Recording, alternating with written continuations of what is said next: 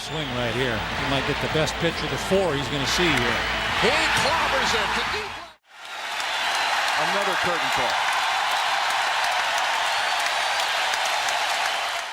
I hated his guts. That's what you'll hear if you sit down with the baseball insiders who actually lived through the Cal Ripken Jr. era. For decades, the public saw one thing: a hero, the Iron Man, the guy who showed up every single day and saved baseball after the 1994 strike, destroyed the sport. But behind closed doors, that's a story nobody told you until now. While fans cheered, some of the greatest players and managers in baseball history were quietly fuming. They watched Cal Ripken Jr. transform the pursuit of an unbreakable record into something darker, a monument to his own ego. This isn't about jealousy. This is about what really happened when one man's personal ambition held an entire organization hostage for 2,632 games. Today, we're breaking down the most compelling critique in baseball history, that Cal Ripken Jr., America's blue-collar hero, was actually the most selfish player ever to put on a uniform. And this story comes straight from the people who were there. Give this video some hypey if you love the real stories behind baseball's biggest myths, the ones the mainstream media didn't want you to hear. Because what you're about to learn might change how you see one of baseball's greatest legends forever. So what exactly made Ripken so selfish? It wasn't greed or laziness, it was something far more insidious: control and obsession. The streak became a weapon he wielded, whether intentionally or not, against his own organization. The evidence comes from people who earned their credibility on the field. The story really begins after the 1994 strike. Baseball was dying. Fans had walked away. The World Series had been canceled for the first time in 90 years. The sport needed a savior, and the league found one in Cal Ripken Jr. His pursuit of Lou Gehrig's record of 2,130 consecutive games became more than baseball. It became America's redemption story. The media loved it. The organization loved it. The public couldn't get enough of it. But that redemption narrative came with a price, and that price was paid by everyone around Ripken. The streak was no longer just about showing up to work. It became a PR machine. It became immunity. Criticism of Ripken wasn't seen as fair sports commentary anymore. It was seen as criticism of baseball itself. And Ripken knew it. He weaponized it. Frank Robinson, a Hall of Famer and manager of the Baltimore Orioles, discovered this firsthand. In 1988, Robinson took over under catastrophic circumstances. The team started 0-21. It was a historic disaster. Any normal manager would have had authority to shuffle the lineup and bench underperformers. But Frank Robinson found himself completely powerless. Robinson admitted he was handcuffed. By 1988, Ripken's record had become so massive, so laden with cultural significance, that benching him wasn't a baseball decision anymore. It was a national controversy. Robinson understood. If he took Ripken out, the story would be about breaking the Iron Man's record, not strategy. The PR disaster would follow him. It might cost him his job. Robinson described feeling like he was managing with one hand tied behind his back. The team was collapsing, and he couldn't use his best player to fix it because that player's personal record mattered more than winning games. A Hall of Fame manager couldn't manage his team the way he thought best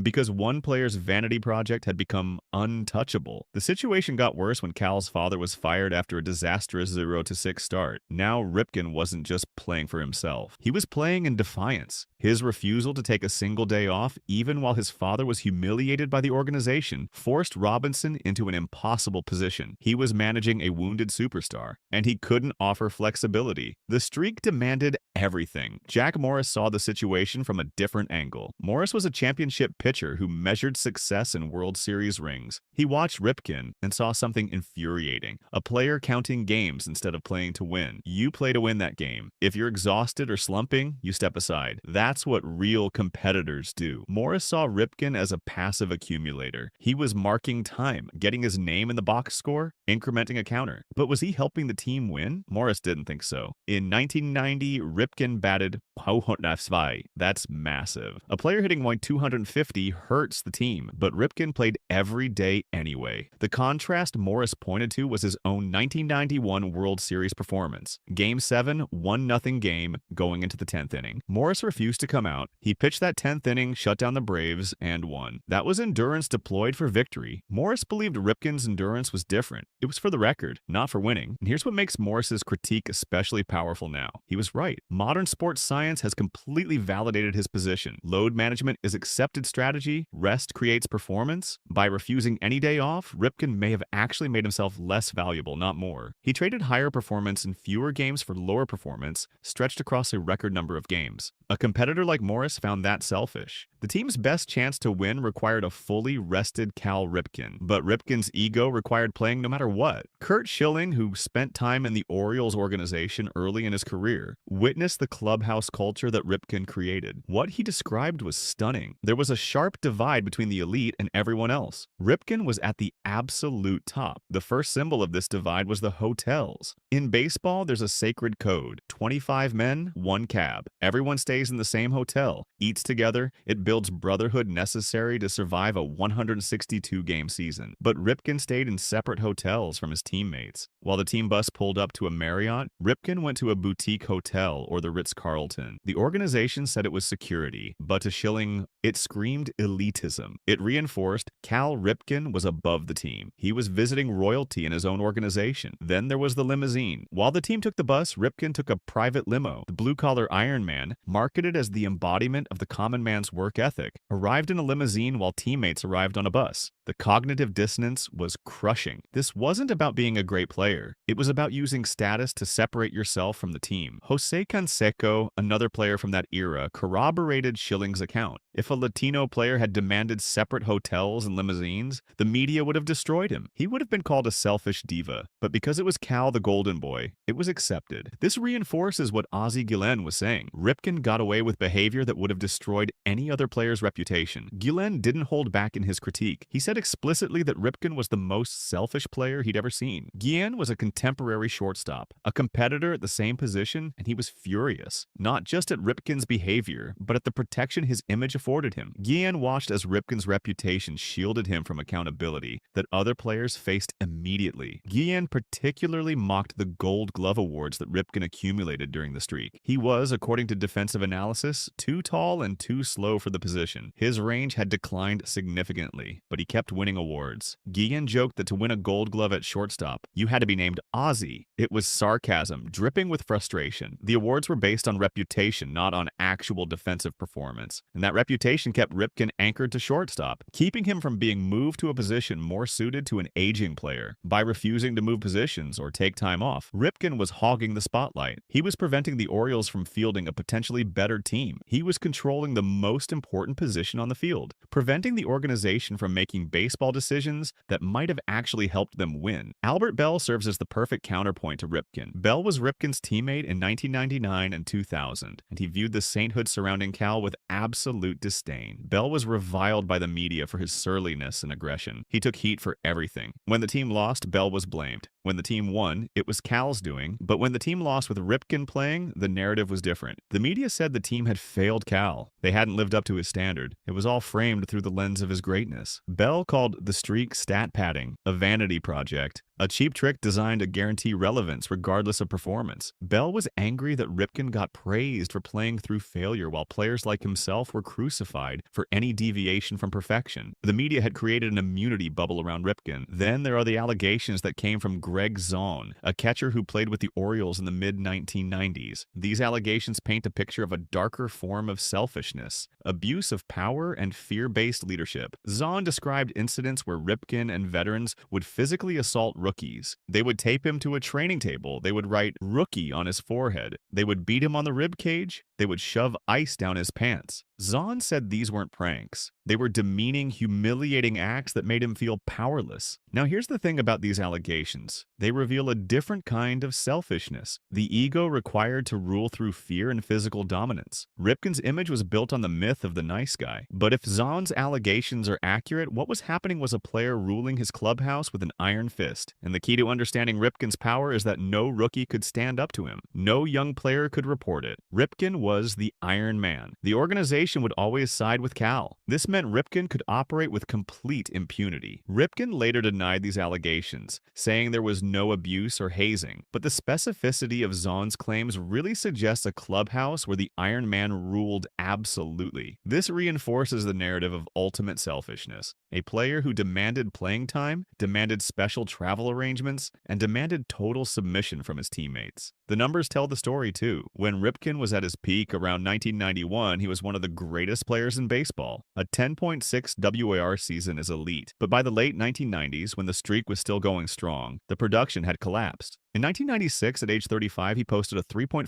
WR. By 1997, at age 36, it dropped to 1.8 WR. By 1998, at age 37, it was just 1.1 WAR. A WAR of 1.1 means you're barely more valuable than a replacement-level player, yet Ripken played 161 games that year. A selfless leader would have recognized that hitting .271 with a .389 slugging percentage from third base was hurting the team. It was costing them wins. Those 650 to 700 plate appearances could have gone to a younger prospect or a productive veteran, but they went to Ripken because the streak demanded feeding. The record mattered more than competitive strategy. His defense had declined dramatically too. By the mid-1990s, his range had shrunk significantly. The numbers confirm what Guillen had said. Ripken's total zone runs dropped from 18 in 1991 to 2 in 1995. By his final years, it was negative. He was actually hurting his team defensively, but the Orioles couldn't bench him. They couldn't even rotate him to DH more often. The streak wouldn't allow it. When Ripken finally ended the streak voluntarily on September 20th, 1998, he was replaced by rookie Ryan Miner. Miner wasn't a significant upgrade, which is sometimes used to defend Ripken, but that misses the point entirely. The Orioles hadn't been able to audition a replacement for years. They couldn't develop a shortstop or third baseman because those positions were permanently blocked by an immovable object. This roster paralysis had real consequences. The organization couldn't plan for the future. Prospects couldn't develop. The team was frozen, waiting for the streak to end. Ripken's selfishness wasn't traditional. He didn't refuse to show up or demand money. He worked incredibly hard and cared deeply about baseball, but his selfishness was about control and ego. It was about making sure his record, his legacy, his place in history came before everything else. Frank Robinson felt powerless in his dugout. Jack Morris watched a competitor prioritize a number over championships. Curt Schilling saw a class system destroy unity. Ozzie Guillen saw a brand protected by media in ways other players never experienced. Albert Bell watched a double standard play out. Greg Zaun experienced consequences of playing for a man who ruled through fear. The Iron Man mythos relies on the belief that playing every day is virtuous, that showing up is a moral act. But when playing becomes the goal rather than a means to winning, it becomes an act of supreme ego,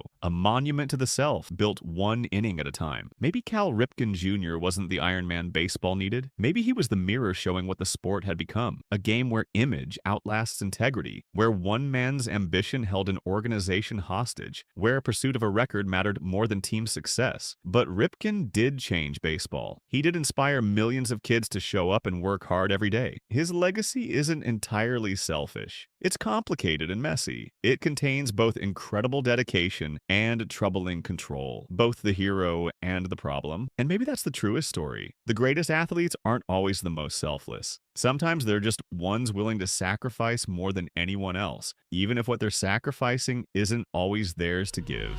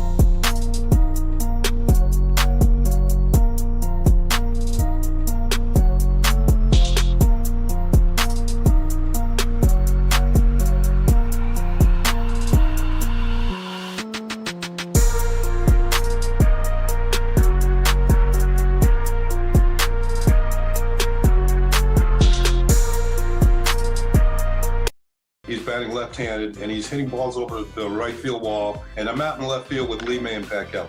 And he said, who's this hitting? Somebody said Murray. And I said, is that his first name or his last name? He was just a phenomenal guy. He just had his issues with reporters. That was his choice. And, whatever happened, and I don't know all the story, but what I cared about is that man had my back. He wanted to help me out. He was already, right, because clearly he's going to be a Hall of Famer. I love the man. And like I said, I had a lot of really, really good teammates. Eddie Murray was the best teammate I ever had. I am Mason, and this is Baseball Icons. You clicked because you saw MLB legends calling Eddie Murray the most selfish player ever, and that thumbnail probably made you think this was going to be a total character assassination. But here is the twist. Eddie Murray is a Hall of Famer with over 3,000 hits and 500 home runs. He is one of only 3 players in history to cross both of those thresholds. So how does a guy who put up elite production for 2 decades get labeled as selfish by the very people who played alongside him? Quick thing, if you want this story to reach more baseball fans, hit the hype feature and give this video some hype whilst we get into what made Eddie Murray so polarizing. The answer is not about effort. It is not about talent. It is about silence. Eddie Murray refused to play the game off the field. He would not talk to the media. He would not do the buddy-buddy culture at All-Star games.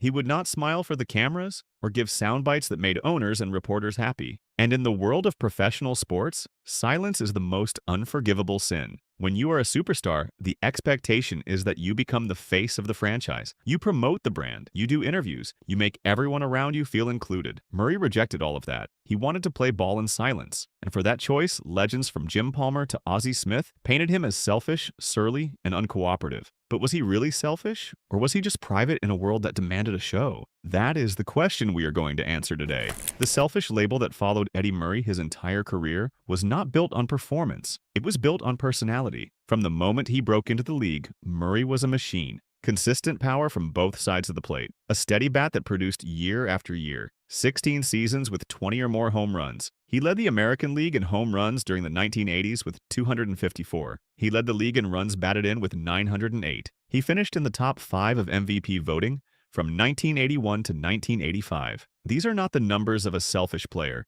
These are the numbers of a guy who showed up every single day and did his job at an elite level. But here is the problem. Doing your job was not enough. The modern sports world wanted more. It wanted access. It wanted quotes. It wanted a star who would sell the game to the public. Murray was not interested in selling anything. He wanted to hit, field, and go home. And that decision created a gap between what Murray thought his role was and what everyone else thought his role should be. That gap became the foundation for the selfish narrative. Because if you are not giving the media what they want, you must be hiding something. If you are not laughing with your teammates in front of the cameras, you must not care about them. If you are not doing interviews after big wins, you must think you are too good for the responsibilities that come with being a star. This was the logic that turned Eddie Murray from one of the most productive players in baseball into one of the most misunderstood. And once that narrative took hold, it was almost impossible to shake. The timing of when this narrative solidified matters. The 1980s marked a shift in how sports media operated. The 24-hour news cycle was beginning to take shape.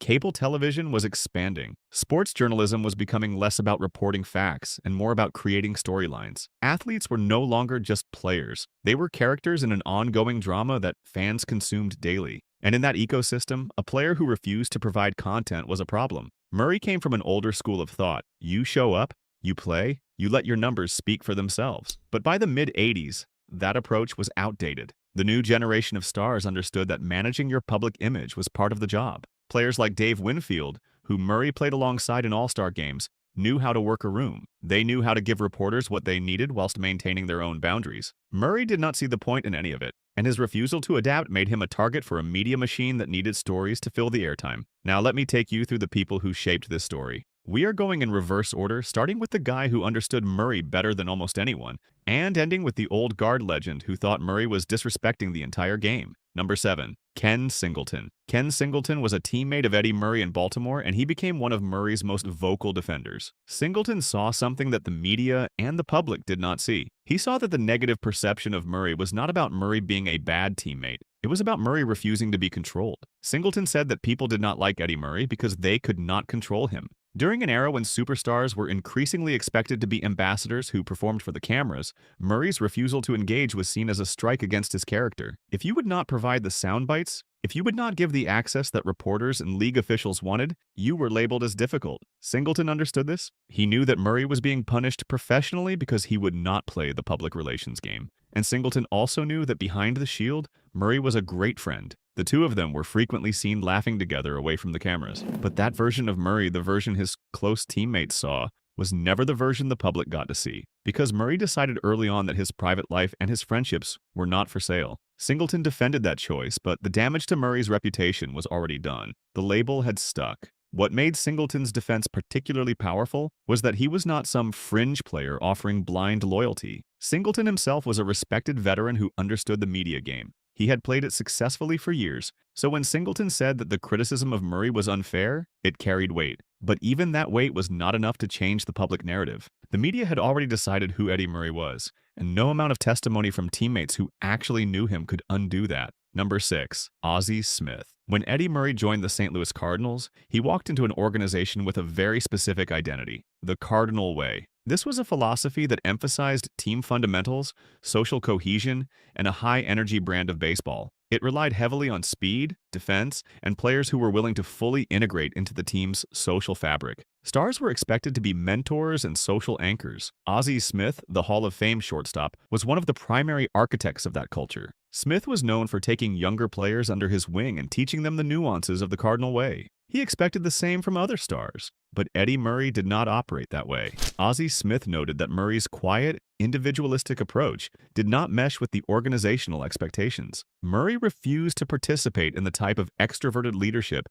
that the Cardinals valued, and because of that, some veterans saw it as a failure to integrate into the team's social fabric as expected. The Cardinal Way was built for a specific style of play: situational hitting, defensive range, the spacious dimensions of Busch Stadium. Murray, as a traditional power hitter, was a stylistic outlier when his individual approach to hitting did not result in the same vocal integration seen from players like Ozzie Smith. The label of selfishness was easily applied. This mismatch between Murray's private nature and the Cardinal Way fueled the whispers that he cared more for his own routine than for the team's collective identity. It was another example of Murray being judged not for what he produced on the field, but for how he interacted with the culture off it. The St. Louis experience highlighted a fundamental truth about Murray's career. He was not adaptable to different team cultures. He had one way of doing things, and he stuck to it regardless of where he played or what the organization expected. That consistency was admirable in some ways. It showed integrity. It showed that Murray was not going to change who he was just to make other people comfortable. But it also meant that every time he joined a new team with a different culture, the same conflicts arose, the same whispers started, the same label followed him. Number 5. Mike Flanagan. Mike Flanagan was a stalwart of the Orioles pitching staff, and he had a front-row seat to the way Eddie Murray operated in the clubhouse. Flanagan observed that Murray had a shield up at all times. For those who did not take the effort to penetrate that shield, Murray appeared aloof or disinterested in the social politics of the clubhouse. This lack of participation in social politics was frequently interpreted as a lack of leadership. In the hierarchy of a major league clubhouse, the leaders are typically those who bridge the gap between the players, the coaching staff, and the media. Because Murray refused to play that role, he was seen as a selfish outlier, even as he continued to lead the team in nearly every offensive category. Flanagan understood that the shield was not about arrogance. It was about protection. Murray used silence as a way to maintain his mental focus in a high-pressure environment. But to outsiders, that shield looked like he did not care. And when you are a star player on a struggling team, looking like you do not care is enough to destroy your reputation. The shield that helped Murray survive the media circus also made him look like he was above it all. And in the eyes of the press and even some teammates, being above it all meant being selfish. Flanagan's observation about the shield is crucial to understanding Murray's psychology. In professional sports, players develop all kinds of coping mechanisms to deal with pressure. Some players become more vocal, some become more social, some throw themselves into community work as a way to feel connected to something larger than the game. Murray went the opposite direction. He withdrew, he built walls, and those walls kept him focused and protected, but they also kept people out. The tragedy is that Murray probably did not realize how much those walls were costing him in terms of his reputation. He thought he was just protecting his mental space. He did not understand that in the court of public opinion, protection looks like rejection. Number 4. Jim Palmer. The relationship between Eddie Murray and Jim Palmer is one of the most enduring stories of perceived selfishness in Murray's career. The two players were pillars of the Orioles' success, but they maintained what was described as a legendary Cold War within the dugout. The friction between Palmer and Murray was not a result of competing egos in the traditional sense. It was a clash of two different forms of perfectionism. Jim Palmer was famously outspoken, cerebral, and critical. He was described as Mr. Perfection, a player who struggled to accept when things did not go perfectly on the field. Palmer had his own long-standing battle with manager Earl Weaver. When Palmer voiced his frustrations or offered unsolicited advice in the clubhouse, Murray's response was often the silent treatment. To a vocal leader like Palmer, this silence was infuriating. It was interpreted as a lack of engagement or accountability. To Murray, Palmer's constant talking was likely seen as a violation of the professional sanctuary of the clubhouse. The use of silence as a social weapon or a defensive mechanism is a recurring theme in Murray's career. And in this case, it created a Cold War that lasted years. Palmer saw Murray's silence as selfishness. Murray saw Palmer's need to talk as intrusion. Neither side was willing to budge. And the result was a relationship that defined the internal tension of the Orioles during that era. It also gave the media another piece of evidence that Murray was difficult to work with. Because if you were having a Cold War with one of the most respected players on your own team, how can you call yourself a team player? The Palmer-Murray dynamic is fascinating because both men were right in their own way. Palmer was right that vocal communication is important in a team environment. When things go wrong, talking about it can help the team adjust and improve. But Murray was also right that not everyone processes frustration the same way. Some people need to talk through their emotions. Other people need silence to work through them. The problem was that neither man could see the other's perspective. Palmer could not understand why Murray would not engage. Murray could not understand why Palmer would not just shut up and focus on the game. And that mutual inability to understand each other created a rift that never fully healed. The worst part is that their conflict probably hurt the team more than either man's individual approach ever could have. If they had found a way to coexist, the Orioles might have won more games. But instead, their Cold War became a distraction that undermined team chemistry at a critical time. Number 3. Edward Bennett Williams. The friction between Eddie Murray and the Baltimore organization reached a breaking point in 1986, and Edward Bennett Williams, the team's owner, played a major role in that breakup. Williams publicly questioned Murray's offseason commitment to the game. He suggested that at Murray's age, baseball needed to be a full-time job. This public critique from within the organization was seen as a betrayal by Murray, who had been the most consistent player on the roster for a decade. Williams was essentially saying that Murray was not doing enough, despite the fact that Murray had been leading the team in nearly every offensive category for years. The comment was a slap in the face, and it came at a time when the Orioles were in steep decline following their 1983 World Series championship. The local press began to demand more public accountability from their star first baseman. Reporters felt that Murray was purposefully uncooperative, and Williams' comments added fuel to that fire. In response to Williams' words and the increasingly hostile media environment, Murray requested a trade in 1986. That trade request was a watershed moment for the selfish label. In the eyes of many fans and local reporters, a franchise player asking to leave when the team was struggling was the ultimate act of individualism. The front office and the press leveraged this sentiment to pressure Murray, though a deal was not finalized until after the 1988 season, when he was sent to the Los Angeles Dodgers. During those 2 years between the request and the trade, the narrative of Murray as a disengaged leader became cemented in Baltimore sports lore. He had asked to leave, and in the world of sports, asking to leave when things get hard is seen as selfish, even if the organization pushed you to that point. Number 2. Cal Ripken Jr. Not everyone painted Eddie Murray as selfish. Cal Ripken Jr., who played alongside Murray during the most tumultuous period of his Baltimore career, often defended him. Ripken noted that Murray's dislike was never directed at his teammates or the fans. It was directed specifically at the spotlight itself. Ripken argued that the portrayal of Murray as surly or unfriendly was a mischaracterization of a man who simply wanted to play ball in silence. In the ecosystem of 1980s sports journalism, silence was a provocateur. If you were not giving quotes, you were hiding something. If you were not smiling in the dugout, you must be angry. Ripken understood that this was not true. He saw Murray as a professional who showed up every day and did his job without needing the fanfare. Ripken provided public cover for Murray during a time when the media was tearing him apart. But even Ripken's defense could not change the narrative, because the narrative was not built on facts. It was built on perception. And the perception was that if you refused to engage with the media, you were disrespecting the responsibilities that came with being a star. Ripken tried to explain that Murray just wanted to play the game, but the media did not care. They wanted access. and when Murray refused to give it, they labeled him as selfish. Number 1. Joe Morgan. Joe Morgan represented the old guard of baseball, the traditionalist who believed that being a superstar required more than just elite production. It required an active role in promoting the team's brand and serving as an ambassador for the sport. To Morgan and the old guard, Murray's refusal to speak to the media was not a personal preference for privacy. It was a dislike for the professional obligations that came with his talent. Morgan believed that there were frequent debates among the game's veterans about whether Murray's refusal to speak to the media actively hurt the team's brand. To these traditionalists, the role of a star was not just to play the game, but to sell it. Murray's silence was seen as a dislike for those responsibilities, and that dislike was then conflated with a dislike for the team or the game itself. Morgan saw Murray's approach as selfish because it did not fit the mold of what a superstar should be. Stars were supposed to be the face of the franchise. They were supposed to do interviews. They were supposed to make the fans and the media feel connected to the team. Murray rejected all of that, and to someone like Joe Morgan, that rejection was a slap in the face to the entire baseball establishment. It was a refusal to honor the responsibilities that came with greatness, and in Morgan's eyes, that made Murray selfish. But there is more to this story than just the numbered legends. Let me take you back to where it all started to fall apart. Dave Winfield, a contemporary of Murray and a prominent figure in his own right, observed that Murray did not participate in the buddy-buddy culture common among elite players, particularly during all-star games or pre-game fraternization. Winfield described Murray as intensely private, and for traditionalists, this refusal to engage in the social rituals of the game was seen as a lack of respect. If you were not laughing and joking with the other stars, you must think you are too good for them. If you were not doing the media rounds, you must be arrogant. This perception created a gap between Murray's self-perception as a ball player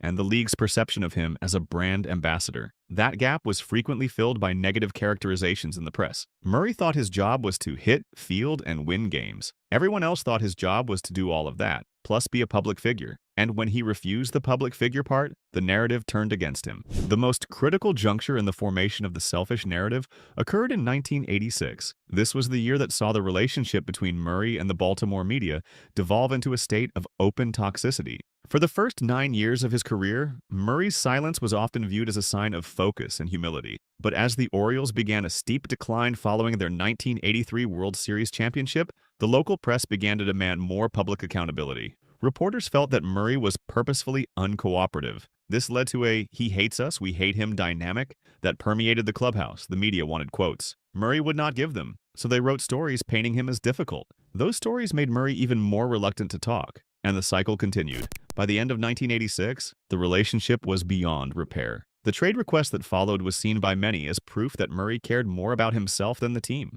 But the truth is more complicated. Murray requested a trade because the environment had become toxic. The owner was questioning his commitment. The media was tearing him apart, and the fans were starting to turn on him. Asking for a trade in that situation was not selfish. It was self-preservation. But in the court of public opinion, it looked like abandonment. What made the 1986 situation so damaging was the public nature of it all. In previous eras, these kinds of conflicts might have stayed behind closed doors. The team and the player would work it out privately. But by the mid-80s, everything was public. Every comment from the owner was reported. Every moment of tension in the clubhouse was analyzed. Every cold interaction with a reporter was written about in the next day's paper. Murray had no place to hide, and because he refused to defend himself publicly, the narrative was shaped entirely by his critics. The media wrote the story they wanted to write, and Murray, by staying silent, allowed them to do it. There is also a moment early in Murray's career that shows his commitment to the team, but it rarely gets mentioned in the selfish narrative. In 1979, veteran Lee May moved from his primary position at first base to the designated hitter role, specifically to accommodate the young Eddie Murray. Murray's subsequent performance validated this move. He remained a steady, quiet presence in the clubhouse for years. This was a moment where Murray could have demanded the spotlight. He could have used May's sacrifice to build his own brand, but he did not. He just went to work. And that work ethic, that commitment to letting his performance speak for itself, was exactly the kind of thing that should have earned him respect. But in the world of modern sports, performance alone is not enough. You have to sell it. And Murray refused. The 2-year purgatory between Murray's trade request in 1986 and the actual trade in 1988 was brutal. During that time, the narrative of Murray as a disengaged leader became cemented. The press wrote stories about how he was checked out. Fans started to believe that he did not care anymore, and the front office used the situation to pressure him. But Murray kept showing up. He kept playing at an elite level. He kept doing his job, and when the trade finally happened, he left Baltimore as one of the most misunderstood players in the history of the franchise. Now we arrive at the climax of this story. 1986 was the breaking point. This was the year where everything that had been simmering beneath the surface exploded. The media toxicity, the ownership comments from Edward Bennett Williams, the trade request, the dugout Cold War with Jim Palmer. All of it came to a head in 1986. The Orioles were struggling. The team that had won the World Series just 3 years earlier was falling apart, and the press needed someone to blame. Eddie Murray, with his silence and his refusal to play the public relations game, was an easy target. The "he hates us, we hate him" dynamic with the Baltimore media created a toxic loop. The more the media criticized Murray, the less he wanted to talk to them. The less he talked, the more they criticized him. And the fans, who only saw what the media showed them, started to believe that Murray was the problem. Edward Bennett Williams publicly questioning Murray's commitment was the final straw. It was one thing for the media to attack him, but when the owner of the team, the man who signed his paychecks, started questioning his dedication, that was a betrayal Murray could not ignore. The trade request that followed was not about selfishness, it was about survival. Murray knew that staying in Baltimore meant continuing to be the scapegoat for a struggling team. He knew that the media would never stop attacking him, and he knew that the organization was not going to defend him, so he asked to leave. And when that trade request became public, it solidified the selfish label in the minds of everyone who had been looking for proof that Murray did not care. The Cold War with Jim Palmer also reached its peak during this time. Palmer, who was vocal and critical, saw Murray's silence as a personal insult, and Murray, who valued the sanctuary of the clubhouse, saw Palmer's constant talking as a violation of that space. The two of them were both perfectionists, but they expressed that perfectionism in completely opposite ways, and that clash created an environment where teamwork felt impossible. The combination of the media toxicity, the ownership betrayal, the trade request, and the dugout conflicts made 1986 the year where the selfish label became permanent. This was the year where Eddie Murray went from being a misunderstood star to being the villain of his own story. But here is the truth. Eddie Murray was not selfish. He was private. And in a world that demanded performance both on and off the field, privacy looked like arrogance. Murray gave his teams elite production for over 2 decades. He showed up every single day. He hit, he fielded, he won games, but he refused to give up his privacy. He refused to play the ambassador role. He refused to smile for the cameras and give sound bites that made everyone else feel comfortable. And for that refusal, he was labeled as selfish. The real issue was not Murray's commitment to his teams. It was the sports establishment's inability to accept a superstar who would not be a commodity. Murray challenged the status quo. He exposed the performative nature of sports stardom, and the legends who called him selfish were the ones who benefited most from that performative system. They were the ones who played the game off the field. They were the ones who gave the interviews and did the buddy-buddy culture and made the media happy. And when Murray refused to do the same, it made them uncomfortable. Because if Murray could be a Hall of Famer without playing that game, what did that say about the rest of them? The selfish label was not about Murray. It was about control. It was about punishing a player who refused to be controlled. The final chapter of Murray's story in Baltimore provides a beautiful, bittersweet conclusion. In 1996, the Orioles reacquired Murray in a trade with the Cleveland Indians. By this time, Murray was 40 years old and nearing the 500 home run milestone. The trade was described as a sentimental gesture intended as a make-up handshake. It was a way to rebuild the relationship between the city's greatest star and the franchise that had once traded him away due to media friction. And it worked. Murray's return had an immediate impact on the team's chemistry and performance. After a brief initial struggle, the Orioles went 38-23 to close the season. They surged past the White Sox to claim a wild card spot, and they eventually eliminated the Indians in the playoffs. Murray's presence as a clubhouse leader in his second stint was noted by the very organization that had previously questioned his leadership. It was a vindication. The 1996 homecoming proved something important about Murray. When the pressure was off, when he was not being attacked by the media every day, when he was allowed to just be himself, he could be an effective leader. The younger players on that Orioles team respected him. They saw his work ethic. They saw his consistency. They saw a Hall of Famer who still showed up every day and did the job at 40 years old, and they responded to that example. The fact that the Orioles surged to a playoff berth with Murray on the roster was not a coincidence. It was proof that he had always been capable of leadership. He just did it his way, not the way the media wanted him to. On September 6, 1996, Murray hit his 500th career home run,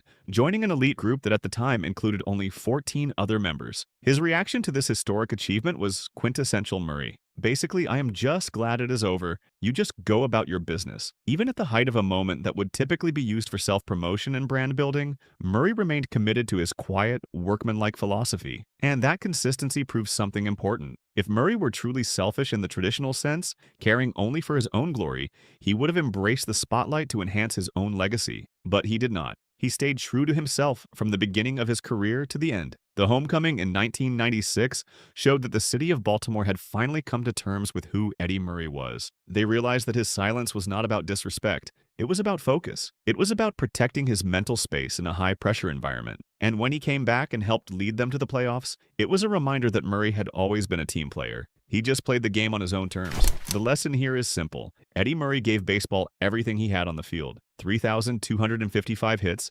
504 home runs, 16 seasons with 20 or more home runs, consistent elite production across 2 decades, and multiple teams. But he refused to give baseball his privacy. And in the eyes of the old guard, that refusal made him selfish. The truth is, the selfishness was not Murray's. It was the establishment's. They wanted to own him. They wanted to control his image. They wanted him to be a commodity they could sell. And when he said no, they punished him with a label that followed him his entire career. Eddie Murray was not the most selfish player ever. He was one of the most principled. And his career serves as a reminder that the most productive players are not always the most popular. In the eyes of the media and the old guard, silence is the most unforgivable sin of all. But for Eddie Murray, silence was survival. And his Hall of Fame plaque stands as proof that you do not need to play the game off the field to be great on it. If this story made you see Eddie Murray in a new light, make sure you like this video and subscribe to Baseball Icons for more deep dives into the legends who shaped the game. Alex versus A-Rod. It is a candid, at times brutally honest and raw look at his career. Take a look. Yeah, I think early on, I came into the big leagues at 18 years old. Only one of 3 18-year-olds that's ever done it in over 140 years. And when the guys would go to a bar, I was still 3 years away from being allowed into the bar. So it was an innocent kid that came up. We had great surroundings with Griffey and Lou Piniella, Jay Buhner. And then somewhere on Texas, I lost my way a little bit. He was selfish. That's not my opinion. That's what MLB legends actually said about Alex Rodriguez, one of the greatest hitters to ever step foot on a baseball field. But here's the truly wild part. Alex Rodriguez eventually admitted it himself. He called himself a recovering narcissist. He said he was young, stupid, and selfish. So why do the biggest names in baseball history still consider him the most selfish player ever? That's the question we're answering today. If you're enjoying this breakdown, use the hype feature and give hype to this video. It means everything when you help push this to more baseball fans. To understand why people say Alex Rodriguez was selfish, you have to first understand something about baseball that most casual fans don't really realize or comprehend deeply. Baseball is built on a code. It's not written down anywhere. You won't find it in any rulebook. But every single player who's ever been in a major league clubhouse knows it exists and understands it completely. This code values the grinder, the player who sacrifices his body to move the runner over, the guy who deflects praise to his teammates, the leader who carries himself with humility. In baseball, ego is supposed to be checked at the door. The best players, the guys who get immortalized, they're not remembered for their stats or their money or their personal brands. Derek Jeter wasn't immortalized because he hit more home runs than anyone else. Cal Ripken Jr. wasn't called a legend because of his batting average. They were called legends because they understood something crucial, that Alex Rodriguez struggled with his entire career, that the game is bigger than you and your needs. Rodriguez came into baseball as an exception to that rule entirely. From the moment he was drafted #1 overall, he was treated like a superstar. He was a generational talent. The numbers don't lie. 700 home runs, over 3,000 hits, 3 MVP awards, a World Series championship. By almost every statistical measure, he belongs in conversations with the greatest hitters in the history of the game. But underneath all those achievements was something that made his teammates, his managers, and the legends of the game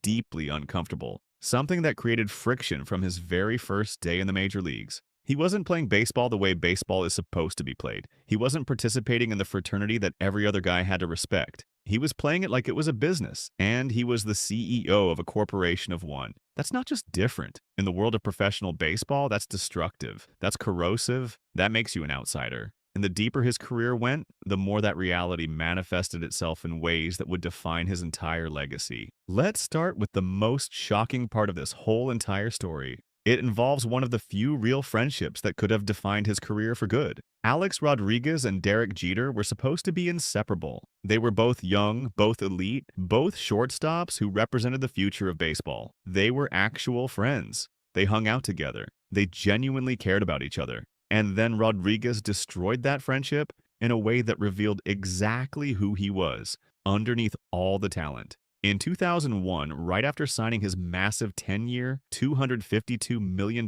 contract with the Texas Rangers, Rodriguez did an interview with Esquire magazine. He was at the top of the world. He had just signed the biggest contract in baseball history. He was younger than Jeter. He was statistically better than Jeter. He had everything figured out, or at least that's what he thought. But Derek Jeter had something that Rodriguez didn't have, something that money couldn't buy. Jeter had the respect of his peers. He had the trust of his teammates. Most importantly, he had something that Rodriguez desperately wanted. He had the rings. Jeter was the face of a Yankees dynasty that won 4 World Series titles in 5 years. Jeter was the guy that New York loved, that baseball loved. Jeter was the player that everyone wanted to be, and Rodriguez knew it. He felt it in his bones, so he did something that betrayed everything the clubhouse code stands for. He did something that would alter his entire relationship with one of the few people who could have been his true friend. He went on national television and tried to convince the world that his friend's success wasn't real. This is what he said, and I want you to really hear this because these words changed everything, altered the course of his relationships, and revealed who he really was. Jeter's been blessed with great talent around him. He's never had to lead. He can just go and play and have fun. And he hits second. That's totally different than third and fourth in a lineup. You go into New York, you want to stop Bernie and Paul O'Neill. You never say, don't let Derek beat you. He's never your concern. Let that sink in for a second. Think about what Rodriguez just told the entire world. He didn't praise his friend. He didn't celebrate Jeter's accomplishments or acknowledge his leadership. Instead, Rodriguez just told the entire world that his best friend's success wasn't because Derek Jeter was better or because he was a better leader or a better person. It was because of luck. It was because the lineup around him was better. It was because he got to hit in a spot where nobody cared about him, where the pressure was off. It was circumstance, not character. And you know what Rodriguez was doing in that exact same moment? He was elevating himself above his friend. He was saying, I'm the one who has to carry the load. I'm hitting third and fourth. I'm the real superstar. I'm the one who actually has to lead. I'm the one dealing with the pressure. I'm the one who matters most. He was creating a hierarchy where he was above Jeter, where his accomplishments were harder earned, where his challenges were greater. He was rewriting the narrative to make himself the hero and Jeter the beneficiary of circumstance. Jeter was crushed, not just hurt, but crushed in a way that doesn't heal. Years later, Derek Jeter talked about this moment, and he didn't hold back. He said Rodriguez wasn't a true friend. He said, I'm very loyal. I'm loyal as a friend, and I just looked at it as I wouldn't have done it. Think about that. Think about hearing something like that from your best friend on national television. Think about the betrayal. But here's the real selfish part. Rodriguez needed to justify that $252 million contract. He needed to convince himself and the world that his massive paycheck made sense. The only way he could do that was by tearing down the guy who had proven he could win without needing to be paid more than anyone else in the world. So he used his friend's name to lift himself up. That's textbook selfish. That's putting your own status, your own story, your own legacy ahead of a relationship that actually mattered. When Rodriguez eventually joined the Yankees 4 years later in 2004, that rift didn't heal. It festered. It created tension that lasted for years. The clubhouse became divided. There were Jeter's guys, and then there was the A-Rod problem. That's what teammates called him in some cases. That's what the dynamic became. And it all started with one interview where Rodriguez decided that his need to be seen as special was more important than his friendship with Derek Jeter. But the Jeter interview was just the beginning of understanding why baseball legends consider Rodriguez the most selfish player ever. Because once he got to the Yankees, people got to see this selfishness in action every single day. There was nowhere to hide. There were no excuses. It was right there in front of everyone. Joe Torre was the manager. Torre was one of the most respected managers in baseball history. He had won 4 World Series championships with the Yankees. He was known for his calm demeanor, his ability to trust his players, his incredible understanding of what made a team work, what made players tick, what created the foundation for excellence. He had managed some of the greatest players of all time, and he understood how to get the best out of them. And then he had to manage Alex Rodriguez. Torre eventually wrote a book called The Yankee Years. It's one of the most important documents in baseball history because it pulls back the curtain on what it was actually like to have Rodriguez in the clubhouse day after day. It reveals the daily experience of managing someone whose priorities were fundamentally different from everyone else's. Torre describes something that he saw every single day, something that shocked him about a player with so much raw talent. Rodriguez was obsessed with being the guy, not just obsessed with winning, obsessed with being the guy,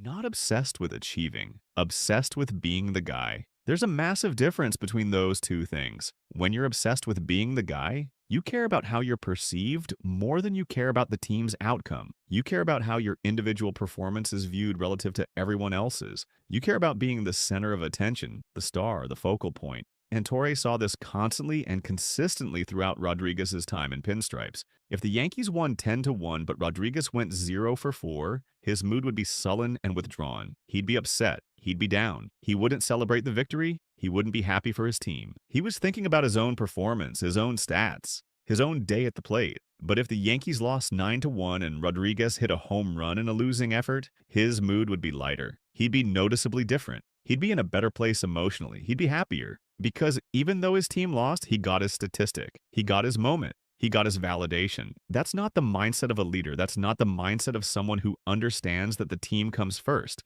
That's the mindset of someone playing for his own stats, his own numbers, his own legacy, his own brand. Torre also noted something else that shocked him. Rodriguez needed constant validation. A player who has hit over 3,000 hits, who has 700 home runs, who is making the most money on the team, shouldn't need constant validation. But he did. It was like a void inside that couldn't be filled no matter what he achieved or accomplished. And because of that void, because of that endless hunger for external confirmation and reassurance, he was difficult to manage. He was high maintenance. He created friction in the clubhouse. He made the job of managing harder, not easier. This wasn't something that Torre had encountered before with other elite players who had the talent and the elite resume to back up their success. This was unique to Rodriguez. The teammates felt this too. They got tired of it. They got fed up with Rodriguez's obsession with what Torre calls lofty statistics. This wasn't just a preference for big numbers. This was an unhealthy fixation on individual achievement at the expense of team results.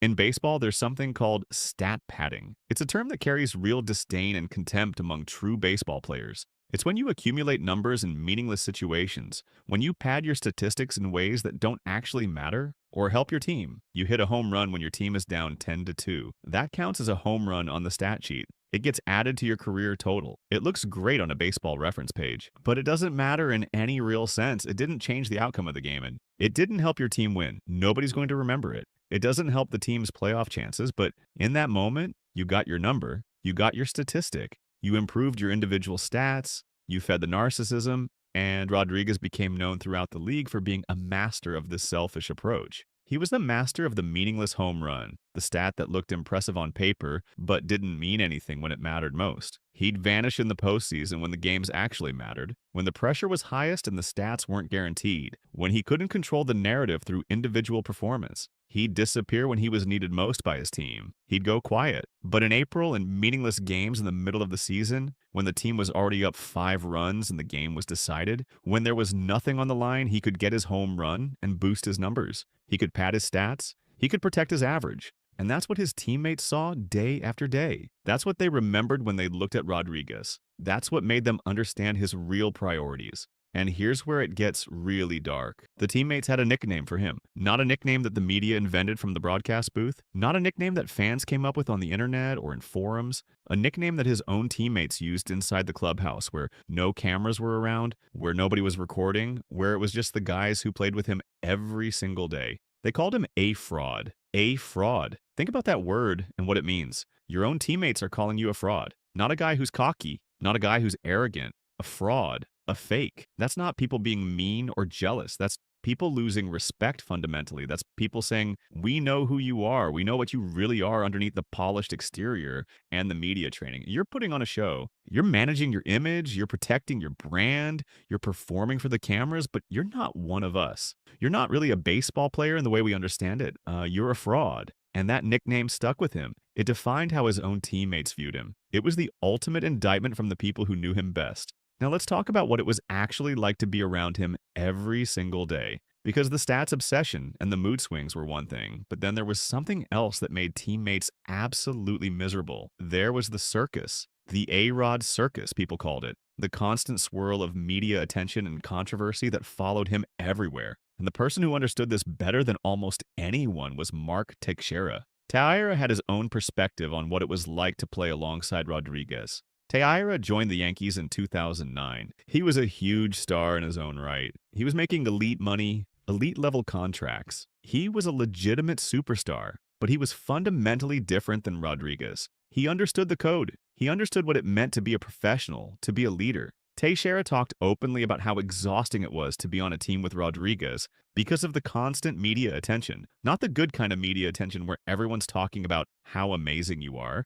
The bad kind, the toxic kind, the kind where every single day there's another scandal, another controversy, another negative headline. In 2009, there's investigations into his past steroid use. In 2010, there's personal drama. There's his divorce. There's his celebrity dating life. All of this is plastered on the back pages of the New York Post every single day. And it filters into the clubhouse. It permeates everything. Every player on that team has to answer questions about Rodriguez. Every interview with a beat writer becomes about A-Rod. Every conversation with the media gets derailed because there's another update on his legal situation or his personal life. Teixeira said it directly and without hesitation. He said the team needed focus, not headlines. They needed to be focused on baseball, not on managing the constant drama around their highest paid player. They needed to be thinking about winning, not about handling A-Rod. That's the distraction factor. That's the form of selfishness that people don't always understand or appreciate. When you're that much of a distraction to your team, when your personal baggage is so heavy that it weighs down your whole organization, when your drama becomes the story instead of the baseball,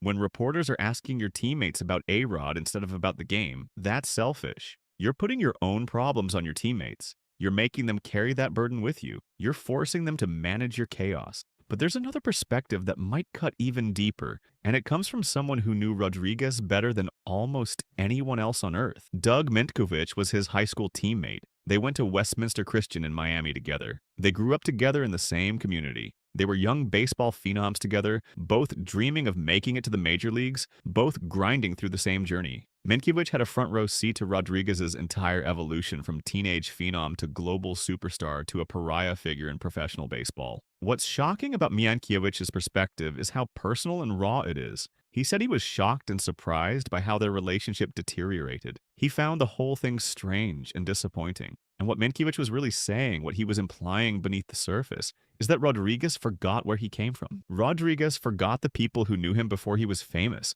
before the money, before the endorsements and the brand building. He forgot the bonds that they had formed when they were just kids dreaming about making it to the big leagues. That's a different kind of selfishness than stat padding or mood swings. That's the selfishness of forgetting people who mattered to you because they're no longer useful to your image or your career trajectory. That's the selfishness of treating relationships as transactional, as something you use and then discard when they're no longer beneficial. And Mintkiewicz felt it so deeply that he eventually unloaded on his former friend publicly. He broke the clubhouse code. He talked about Rodriguez in a way that guys in baseball usually don't talk about their peers, especially not teammates. That tells you how egregious the behavior was. That tells you how much Rodriguez had betrayed the people around him, even the ones who had known him the longest. But everything we've talked about so far, the Jeter interview, the stat obsession, the mood swings, the circus, even Mintkiewicz's personal betrayal, none of that prepared the baseball world for what would actually seal Rodriguez's legacy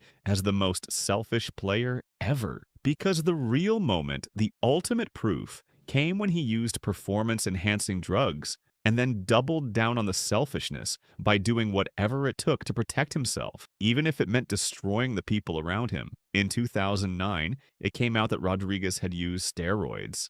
A test from 2003 had been leaked to the public. He'd been caught. The secret was out, but Rodriguez handled it the way he thought would minimize the damage to his brand and his image. He framed it as a mistake of youth, something young and foolish. He apologized to the public. He said he was young and stupid back then. He expressed regret, and the baseball world kind of moved on. People figured, okay, he was immature back then in Texas, away from the spotlight. He's grown up now. He's a Yankee. He's moved past it. He's apologized. He can be redeemed. He can come back from this. The baseball world was willing to give him a second chance. But then in 2013, something worse happened. Much worse? Biogenesis. The second scandal. It wasn't a youthful mistake anymore. It wasn't something he could chalk up to immaturity or young foolishness. It was a choice. It was ongoing. It was willful. It was deliberate and knowing. While he was a veteran Yankee, while he was supposed to be a leader and role model for younger players, while he was making more money than anyone else on the team, while he was older and presumably wiser and more mature, he was still using. The youthful excuse died right there in 2013. The redemption story got incinerated.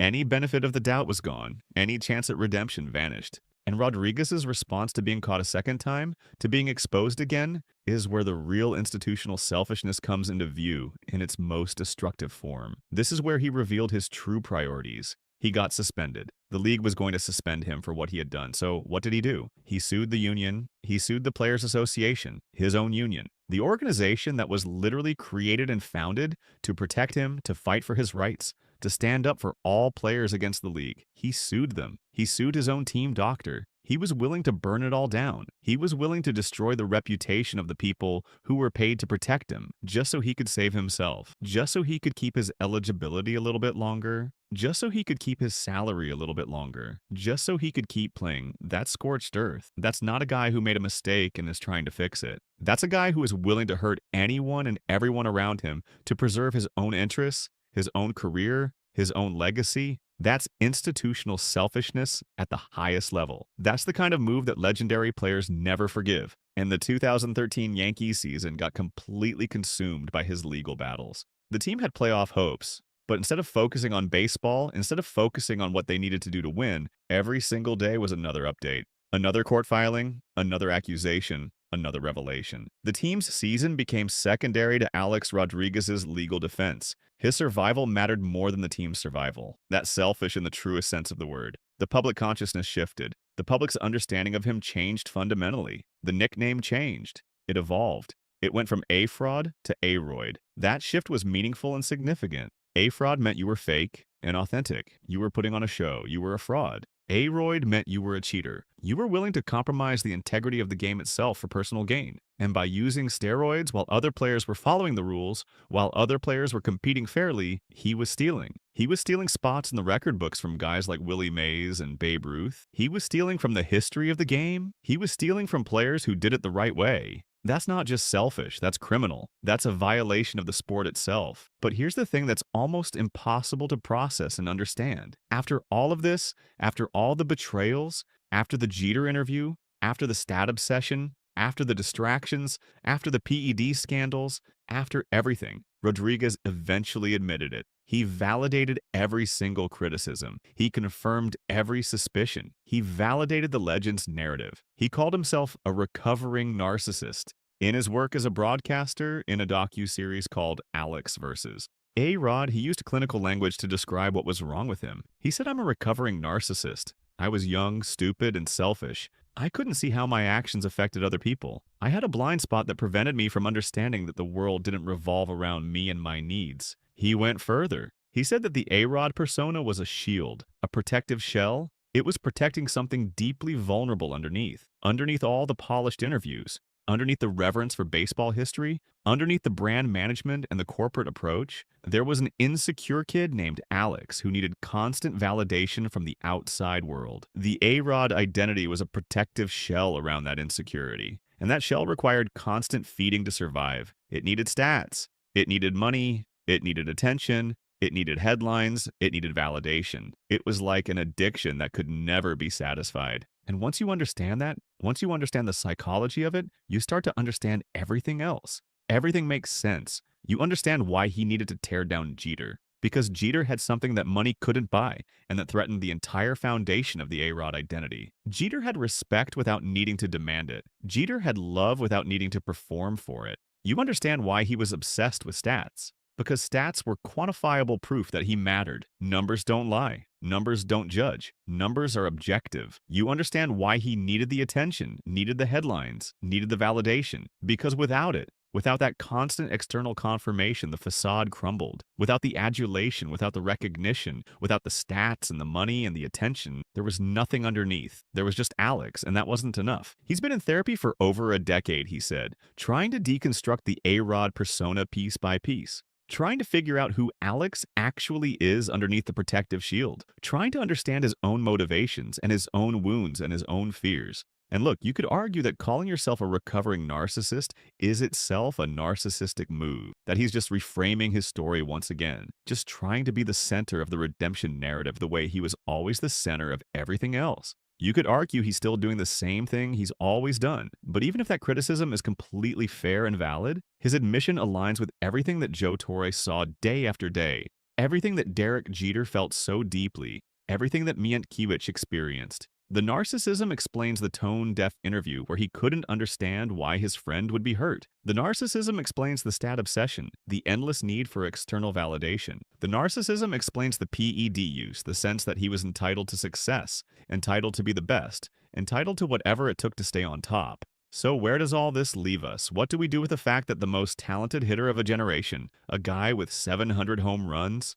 a guy with a World Series ring, a guy who could have been remembered as one of the greatest baseball players ever to play the game, instead became the most isolated figure in the sport? The consensus among the legends, from Joe Torre to Derek Jeter to Mark Teixeira to Doug Mientkiewicz, is crystal clear and unambiguous. Rodriguez's selfishness wasn't a singular flaw or a character defect. It wasn't something that could be isolated to one moment or one incident. It was the fundamental architecture of his career. It was structural. It showed up everywhere. It manifested in every domain of his professional life. Socially, he violated the sacred bond of friendship with Derek Jeter in a public way that nobody could forget. He used his friend to elevate himself, to justify his massive contract, to explain why he deserved all that money. And he never actually apologized for it in a way that meant anything. He never made it right. He never took full responsibility. Professionally, he destabilized the Yankees clubhouse by prioritizing his own stats over team cohesion, by caring more about individual achievement than collective success.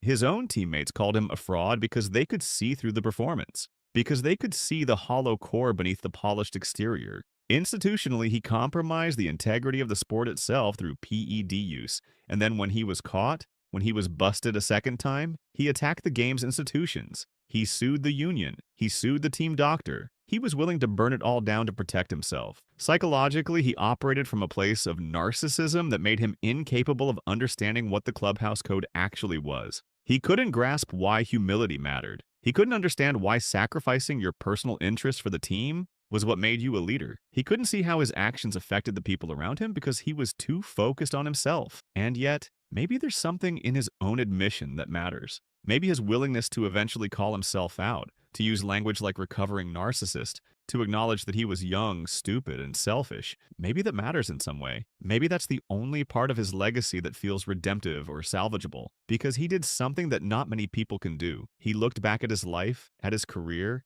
at all the damage he caused, and he said out loud for the world to hear, "I was wrong. I was selfish. I hurt people. I compromised my sport. I deceived people. And I deserve to be remembered for that, for those mistakes. I deserve the criticism." Maybe he's trying to grow now. Maybe he's actually doing the work to understand himself on a deeper level. Maybe therapy is actually changing something inside of him at a fundamental level. Maybe he's becoming more self-aware, more empathetic, more connected to the people around him. But the damage was done long ago. The relationships were broken years ago. The trust was destroyed. The legacy was tainted beyond repair. The people he hurt don't owe him forgiveness. Derek Jeter doesn't have to let that go. Mientkiewicz doesn't have to forgive him. Joe Torre's observations don't become less true. And no amount of recovery, no amount of admission, no amount of therapy, no amount of growth can fully undo what Alex Rodriguez did. Can't erase it, can't take it back, can't make people forget what he did. The legends of baseball remember him as they do because the evidence is overwhelming and the betrayals were undeniably real.